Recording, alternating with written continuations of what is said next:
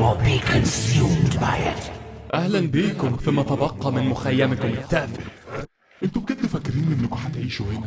هتدخلوا تطلعوا من الفويد زي الأساطير اللي بتسمعوها؟ لا، البشر دايما بيبهروني بغبائهم. اللي هتسمعوه دلوقتي مش قصة عن بطل أسطوري من العالم اللي فوق.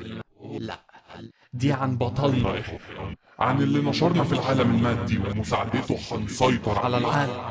تعالوا لفوا حوالين النار بتاعتكم، لأن دي آخر مرة هتشوفوا فيها النور. تحت أشعة شمس شريمة الشديدة كان في ناس بتتمتع بقوة البصيرة. مالزهار الابن الوحيد لبياعي الحلوى المتجولين الكبار في السن ما كانش عارف موهبته لغاية ما والديه استسلموا لمرض منهك، سايبين ابنهم الصغير في شوارع مدينة أماكرا مصاب بصدمة نفسية. ده خلاه يقرا الطالع في الأزقة مقابل شوية فكة أو بواقي عيش، وفي كل مرة تكهناته بتبقى دقيقة أكتر وأكتر. هو استخدم قدراته عشان يتنبأ راعي الجمال ممكن يتجوز مين، أو سكاكين الرماية هتقع فين في ألعاب الحظ. ومع الوقت بدأ يجيله ناس مش زي العادي لابسين جزم متقطعة ومتوسخة، لأ، دول لابسين جزم ما تشوفش الجلد الفاخر المصنوعة منه من كتر المجوهرات اللي عليها. ومع ذلك وبعد كل ده مالزهار ما قدرش يشوف مصيره. مستقبله كان دايما مخفي حتى عنه هو. It is done. ومرة بعد التانية بقى يحس بخيبة الأمل من كتر نجاحه. هو كان دايما بيشير للفوارق ما بين الثروات، وبيشوف الناس اللي مش راضيين عن حياتهم وهم بيعاملوا بعض بعنف وحقد. هو شاف ان الناس مربوطين بدايرة من الألم ما بتنتهيش، في الغالب هم اللي عملوا الدايرة دي بنفسهم، وما فيش نبوءة مأمولة قدرت تكسرها. ومع الوقت مالزهار ما كانش حاسس بأي حاجة غير الفراغ. وفي النهاية تنازل عن كل ممتلكاته الفانية وساب أماكرا للأبد. من بعدها هو لف الأرض لسنين، من أول النفايات اللي ملهاش مسار محدد في الصحراء لحد أنقاض شريمة القديمة. بعد ما بعد نفسه عن الناس بقى أخيرا لوحده مع أفكاره. وقتها هو تنبأ مش بس قد إيه الناس هيبقوا قاسيين، ده كمان شاف قد إيه العالم كله هيبقى فاسد. ومن هنا بدأت الرؤى تنزل عليه في ساعات اليقظة مع همسات من عالم آخر بتحكيله عن الحرب، الفتنة، المعاناة اللي مش بتخلص. وعشان كده هو مشي بعيد قوي لحد ما الرملة اتحولت لملح. هو ما كانش عارف ساعتها انه وصل لإيكيثيا، المدينة المفقودة اللي دمرتها حروب عصر مجهول. هناك وهو مركز في الأعماق مالزهار فتح عقله المهزوز اللي كان يائس انه يفهم، والفويد جاوبه. كان ممكن دي تكون نهاية أي قصة تانية، بس الغريب إن مالزهار قدر يستحمل. اللي كان مستخبي في الضلمة تحت صدم روح المتنبئ المكسورة للحظة سريعة جدا، ومع ذلك طاقته الغريبة المش معروفة ملت عقله كله. الشخصية الوحيدة اللي خرجت من إيكيثيا ما بقاش مجرد إنسان، ده كان شيء أعظم. مالزهار شاف في الأعماق نهاية لكل المعاناة اللي شافها في حياته الفانية. ساعتها هو أدرك إن المستقبل اللي كان فاكر إنه مخفي عنه طول الوقت ده في الواقع رؤية لمصيره الحقيقي، تسريع العالم تجاه الفراغ الأبدي. وعرف إنه لازم يرجع للناس وينشر كلمة العدم المقدس اللي هيحتويهم كلهم، الراغبين وغير المؤمنين كلهم سواء. هو هيبقى نذير لخلاص العالم. هو لقى أول تلاميذه وسط البدو الرحالة في الصحراء العميقة، قدام عيونهم اللي مليانة اندهاش ورعب. هو استخدم قوته الجديدة اللي اداهاله الفويد عشان يقطع الأرض نفسها، واستدعى مخلوقات مرعبة أشبه بالكوابيس طلعت على العالم عشان تقتل أي حد يجرؤ إنه ينكره. وفي خلال أشهر شائعات غريبة بدأت تتنقل مع القوافل التجارية، شائعات عن رجالة وستات بيضحوا بنفسهم وهم فرحانين عشان خاطر قوة غير مرئية، وعن زلازل مدوية بتقسم الأرض نصين. في السنين اللي بعد كده ومع زيادة عدد أتباع المرسول انتشرت أسطورة مالزهار في كل حتة، وكان دايما بيتقال إن المستوطنين القرويين كانوا بيعانوا من رؤى شريرة بتسيطر على قلوبهم، والخوف بيؤدي لظهور الخرافات. حتى أقوى القرويين اللي في البلاد البعيدة بقوا يقدموا قرابين حية عشان يرضوا المخلوقات اللي موجودة تحت، ولكنهم ما يعرفوش إن ده بيساعد مالزهار في تجهيز العالم لنهايته. صدقتنا أن نفهم شرف منهم. صدقتنا كل أهل المشاريع يوم يرى مقرفها. لا الحاجة الحلوة فيكم إن دايما لم تكن مهمة، بس خلينا نشوف الألف لما حد يحكم. مايير مشي ورا الرجال خارج مدينة المرسول، ونزلوا لوادي منخفض على حافة الصحراء. هو ما كانش متأكد إن ده القرار الصح. الليلة دي هتتقال خطبة ورا نطوق الصخور. هو ما كانش متأكد يوصفها بإيه غير إنها حفرة، حفرة بتنزل الأعماق تحت رمال شريمة. الحفرة بتوصل لفراغ تام مع إنه حي وبيكبر. طول اليوم الجماعة دول بيرموا معيز وخرفان في الحفرة، بيرموا بعض في الحفرة، وأحيانا بيرموا نفسهم في الحفرة. وزي ما اتقال لمايير، الحفرة دي بتستجيب بالنمو بشكل أكبر عشان الجماعة دول يقدروا يرموا حيوانات وناس أكتر، وممكن تفضل تنمو، وممكن النمط الفظيع ده يكرر نفسه لغاية ما الحفرة تبقى كبيرة جدا بحيث إن حاجة أكبر ممكن تقع فيها، زي مدينة مثلا، زي نشرامي. حتى لو المدينة كلها وقعت جوه الحفرة بالمواني والناس وكل حاجة فيها، يدوب هتخدش الجوانب. هو بصة سريعة على الحفرة من شوية، حجمها وعمقها مستحيل يبقوا حقيقيين، ومع ذلك هو شافهم بعينيه. مايير اعتقد إن محدش يعرف إن ده موجود هنا، بس هو ذكي كفاية إنه يحتفظ بالموضوع ده لنفسه.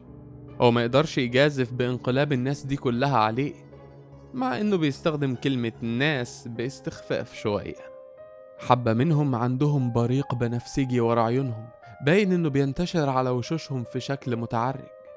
دايما بيتمتموا بحاجات عن إيكاثيا أو حاجة اسمها الفويد. هو ما يقدرش يرجع للبيت، هو أصلا مش متأكد بيته لسه موجود ولا لأ، ومع ذلك ما يقدرش يهرب لأي مكان غير الجنوب.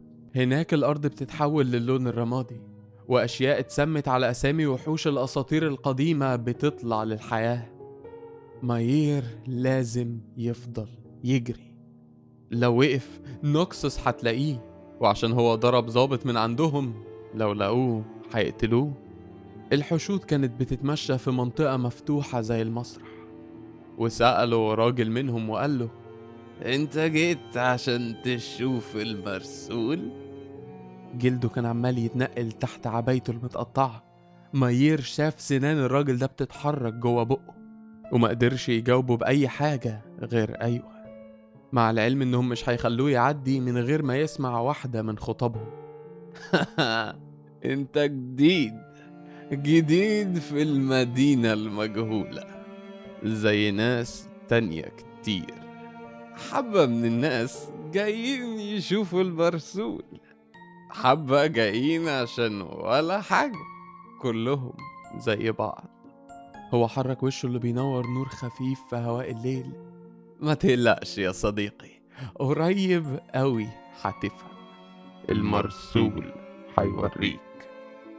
نجوم الليل اسودت، وشكلها كان قريب بشكل بيتنبأ بالسوء. فوق الضوء بتاع فوانيس الحشود، ورا الضوء ده الصحراء، ورا كل ده الحفرة، وعلى الجانب التاني من الحفرة دي الحرية. مايير كان قادر يحس بكده. شريمة بتتبلع من 3 جهات. في الشمال نوكسوس بتنتشر على طول الساحل زي السرطان، بتقضي على أي حاجة في طريقها، من المدن الشاسعة للمستوطنات الزراعية. عشرات مئات وآلاف الأرواح راحت ولسه بتروح. في العاصمة القديمة بيتقال إن الإمبراطور أزير اللي مات من قرون عديدة عاش مرة تانية، وبيجهز لحرب ما فيش منها أي مفر. وفي الجنوب الشرقي ده الجنوب الشرقي، الناس دول بياكلوه. لازم يكون في حاجة ورا الحفرة دي، تحت في الرمادي، الساحل الميت، في أقصى الطرف الجنوبي لشبه جزيرة إيكاثيا، ميناء للمهربين، أو ممكن نقطة توقف لسفن الصيد اللي جايين من بلجواتر. مايير ممكن يلحق القارب ويبدأ من الأول في جزر الثعبان، وبعد كده وقف تفكير. هددوا الراجل اللي وشه متكسر. مايير بص لفوق وشاف عشرات العيون المتحطمة المتوهجة باصين عليه. أفكارك صوتها عالي. اسكت. مالزهار وصل. المرسول كان متغطي بأوشحة وعباية عليها رموز إيكاثيا القديمة. رجليه كانت حافية، ايديه كانت متجمدة بقبضة قوية كأنه بيصد نوع من المخلوقات الوحشية. وشه كان متغطي بغلاف بنفسجي، وراسه مايير حس بحاجة بتحفر في دماغه. هو بص لوش المرسول لنص ثانية وشاف في جبهته شيء بيتحول. لا، أكيد ده مش حقيقي. جمجمة مالزهار كانت رفيعة جدا، وجواها شيء فظيع. جواها ضوء بيشاعل بره، بينتشر، جعان. أولادي.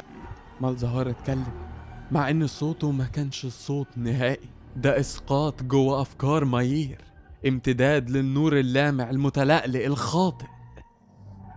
مايير لازم يخرج من هنا، بس هو مش قادر يجري. الناس اتكدست بشدة. هو ما قدرش يلف حوالين الحفرة الكبيرة قبل ما يمسكوه ويرموه على الأرض. الليلة ليلة اعتراف. فات الأوان دلوقتي. مالزهار شايف مايير. مايير مش عارف ازاي ده حصل، بس وسط الحشود بصت مالزهار شقت جسم مايير، خلته واقف متجمد في مكانه، مش عارف حتى يطلع صوت. وجه جديد، فلتكن الليلة دي بدايتك. في بريق في مخ مايير، شكل هائل بيتحرك ورا مالزهار وبيملى سماء الليل كلها.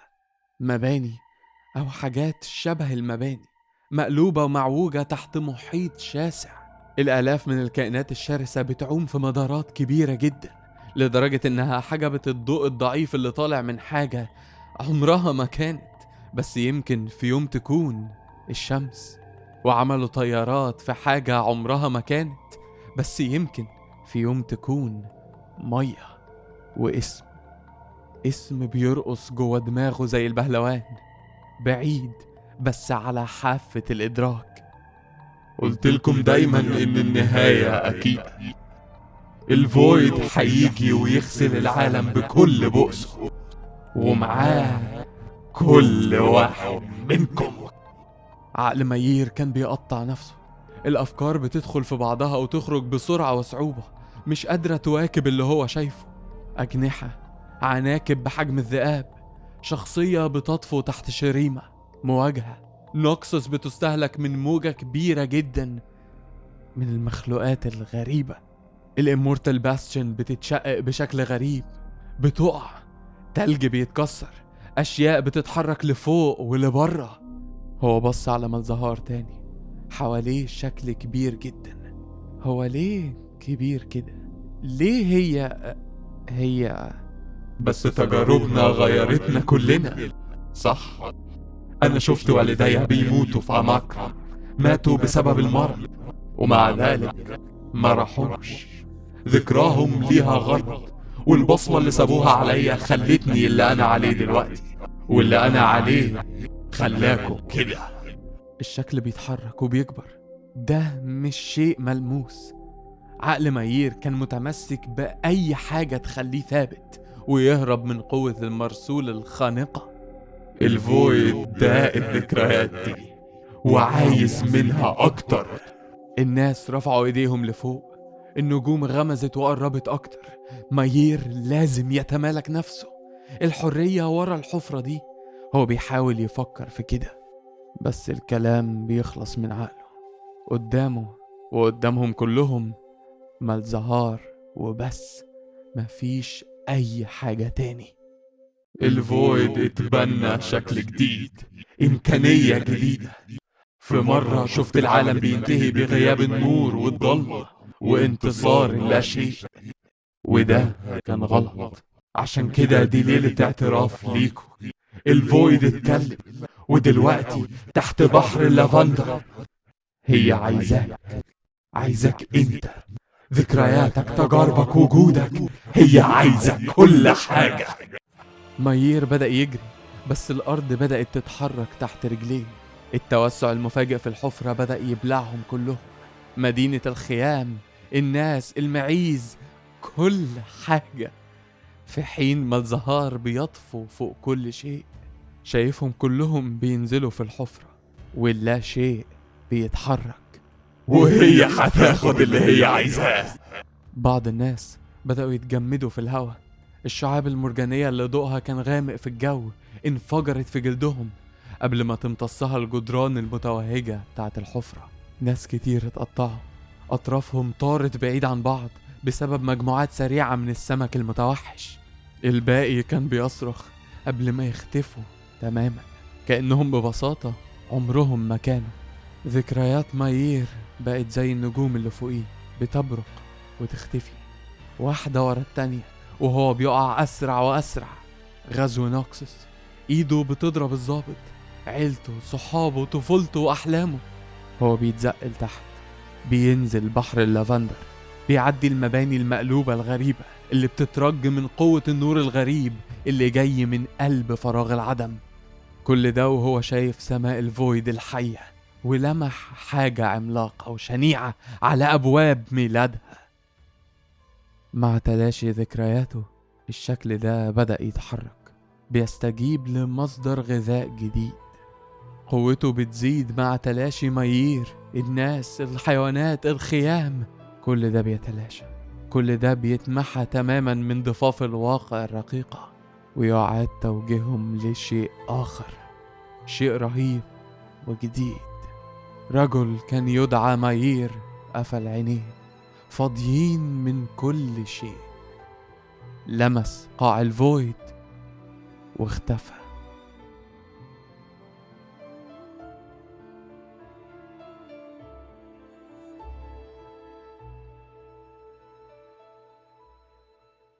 ودي النهاية. أتمنى تكون القصة عجبتكم. بصراحة أنا عايز أستغل الوقت ده عشان أقول لكم على سيرفر الديسكورد بتاعنا اللي اللينك بتاعته تحت في الديسكريبشن. هناك هتلاقي مكان تقعد فيه وتتكلم عن أي نظرية أو أي قصة عجباك، ومين عارف ممكن قصة من دول تبقى حلوة وتتعمل فيديو هنا. وكمان هيبقى فيه ركن القهوة بتاعتنا، هناك تقدر تشرب الشاي على رواقة وانت بتتفرج على الفيديوهات قبل ميعاد عرضها.